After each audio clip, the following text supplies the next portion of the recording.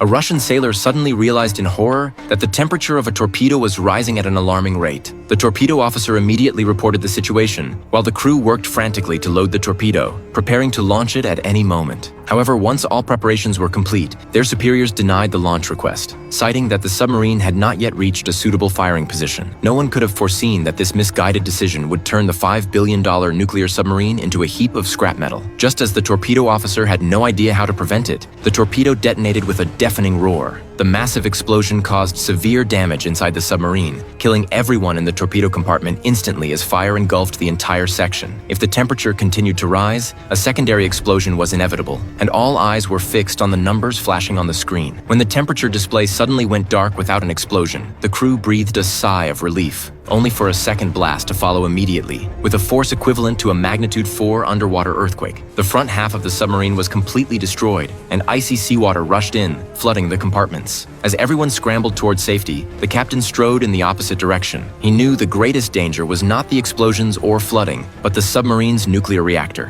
When he contacted the reactor crew, the report was grim. The sailor he spoke to said his goodbyes, knowing anyone near the reactor had no chance of survival. Under the captain's direction, the crew desperately searched for survivors, but only 23 of the 118 sailors made it. Shivering and terrified, they turned to the captain for hope. He ordered the drainage pumps activated to slow the rising water and buy more time. To call for help, he grabbed a hammer and began pounding on a steel door, sending out distress signals. Another urgent task was to secure their oxygen supply. But when they activated the oxygen generator, they discovered its fuel rods were stored in compartments already flooded. Braving the freezing water, the captain and one sailor ventured out to retrieve them. They found the rods quickly, but on their return, the water pressure had sealed a hatch shut. As his companion grew weak, the captain mustered all his strength to force the hatch open, dragging his unconscious comrade back inside. Seawater surged in like a beast, but the crew worked together and managed to seal the hatch again. Seeing the 19 fuel rods, they felt a glimmer of hope and celebrated with relief. Before use, the captain warned them. The fuel rods must never contact seawater or they would ignite. Meanwhile, the Russian Navy detected the underwater explosion and deployed submersibles, quickly locating the wreckage. To check for survivors, the commander ordered all ships to cut their engines. Soon, the submersibles picked up knocking sounds from inside the submarine, and a rescue sub was dispatched. When it reached the hatch, the crew heard docking noises and rejoiced, believing rescue had come. But due to worn seals, the rescue sub failed to lock onto the hatch. Time was slipping away, and as the rescue sub's batteries ran low, it had to return to recharge. Hearing the outside noises fade, the crew's hope turned to despair. With power completely gone, the drainage pumps stopped, and seawater continued to fill the compartment. Learning of the crisis, the Norwegian Navy offered assistance. However, the Kursk was Russia's most advanced nuclear submarine at the time. To protect military secrets, Russian officials refused foreign help.